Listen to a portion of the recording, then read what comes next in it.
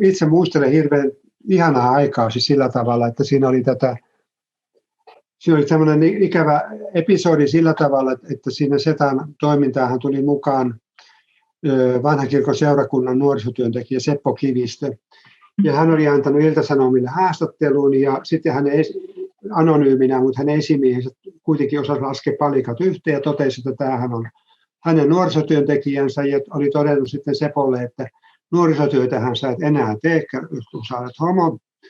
Että jos aiot seurakunnan palveluksi jatkaa, niin jotkut tällaiset niin kuin hautuusmaalle tai tämmöisille paikalle, ettei ihmisten kanssa ole tekemisissä enää.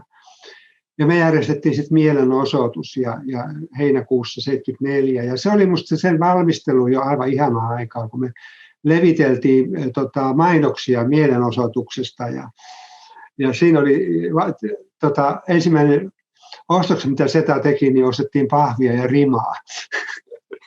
Ja siinä oli semmoista jotakin aivan ihanaa. Kesäyönä kuljettiin ympäri Helsinkiä ja käytiin liimaamassa julisteita. Ja yksi porukka sitten pääsi poliisiasemallekin tästä, kun ei nyt julisteita saa minnekään liimata, mutta ei ne mitään rangaistusta saanut, puhuttelu saivat siitä. Mutta itse aihe ei aiheuttanut ongelmaa, vaan enemmänkin se, että me ollaan tahrimassa julkisia tiloja.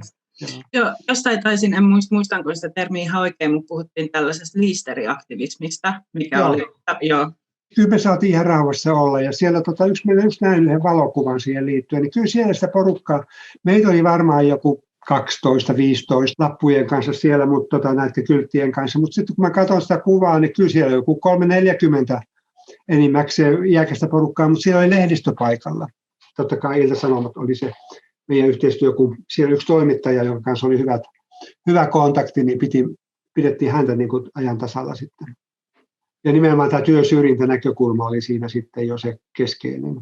Millä tavalla Tarja Halonen on tullut Setan kuvioihin mukaan, niin se itse asiassa liittyy tähän, koska sitten otettiin nimenomaan Setan toiminnassa tämä työsyrjintä yhtenä ensimmäisestä esille, ja siinä oli sitten siihen liittyvä paneeli, jossa oli sitten SAK:ssa pyydettiin lakimiestä ja sitten oli SAK:ssa miettinyt, kuka sinne nyt laitetaan. Ja Tarja oli just hiljakkoin tullut sinne juristiksi ja sitten hän laittoi sieltä totta kai naisen asialla. Mutta Tarjalla oli hyvät valmiudet, koska Tarjahan oli ollut mukana tuon seksuaalipoliittisen yhdistyksen Sexpo ry:n perustava porukassa. Että hän oli aika valveutunut henkilö sitten jo näihin seksuaalioikeuksiin liittyen, niin jo oikeastaan ennen Setan perustamistakin jo. Miten se ratkaistaan Seppo Kivistön juttu, että tavallaan... Se nimenomaan ei hän enää pystynyt jatkamaan töissä siellä ja sitten siinä niin kuin jonkin aikaa toimittiin niin, että Setalla oli tämmöisiä kuukausilahjoittajia, niin että toi Seppo pystyi toimimaan Setan tämmöisenä sosiaalisihteerinä sitten vissiin 1,5 vuotta niin kuin se osa-aikaisesti näillä lahjoitusvaroilla. Mutta tosiaan niin näissä keisseissä ei poliisin kanssa mitään, ja myöhemmin kun meitä näitä mielenosoituksia, näitä tällaisia, niin niissä poliisi on toiminut ihan niin kuin poliisin tulee toimia, eli se järjestyksen tavallaan, mielenosoituksen turvaamiseksi toimineet, ja itselle on ollut ihan hyvä fiilis poliisien asiallisesta toiminnasta mielenosoituksissa. Mutta se sitten tavallaan, että missä ihmiset ei ole luottanut poliisiin, on se edelleenkin, jossain määrin ehkä edelleenkin, mutta tässä vuosien varrella on, että jos tulee hakatuksi homona tai lesbona, niin ilmoituskynnys poliisille on matalampi kuin noin keskimäärin. Et siinä osalla porukasta on niin kuin omakohtaista häpeää siihen liittyen, että on niin kuin ihmisiä, jotka joutuu väkivallan kohteeksi, niin on se itsensä syyllistämisen meininki helposti, mutta sitten tässä se korostuu moninkertaisesti. Ja sitten se pelko poliisin asenteesta, mikä se on. Ja sitten tähän liittyen, niin kun oli toi Kambriini perustettiin 83-84,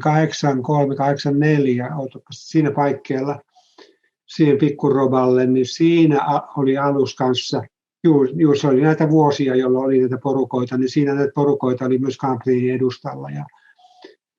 Ja siinä tavallaan se, että vähän niin kuin sellainen turvaton, että ei siinä täysin poliisin toimintaan kuitenkaan täyttä luottamusta ollut, että ne olisi turvaamassa sitä.